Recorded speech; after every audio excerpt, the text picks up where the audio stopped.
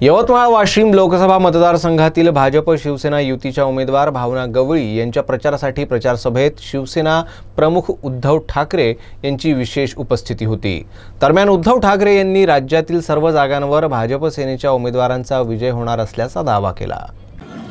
माझं त्यांना आव्हान आहे, तुम्ही 56 का 156 जरी आलात ना तर या इकडे जो बसलेला मर्द आहे आणि संपूर्ण महाराष्ट्रातच नव्हे तर देशामध्ये जो मर्द आहे तो हा भगवा पुन्हा एकदा गेल्या वेळेपेक्षा जास्त दुपटीने तिपटीने तेजाने लोकसभेवरती फडकवल्याशिवाय राहणार नाही। शिवसेना काय आणि भारतीय जनता पक्ष काय, आपली ओळख आता लोकांना सांगण्याची गरज नाहीये। आम्ही आहोत ते आहोत। एकदा शब्द दिला की दिला, पुन्हा मागे वळणार नाही। प्राण गेला तरी बेहतर, पण शब्द खाली पडू देणार नाही। दरम्यान उद्धव ठाकरेंनी एनडीए सरकारने केलेल्या विकास कामांचं कौतुक करत विरोधकांवर टीका केली। बाकी ते सर्वे बिर्वे सगळे सोडून द्या, सगळे मार्ग हे आपल्या युतीच्या दिशेने आणि युतीचेच आहेत हे मी तुम्हाला आज खात्रीने आणि आत्मविश्वासाने सांगतो। कारण दुसरं समोर कोणीच नाहीये।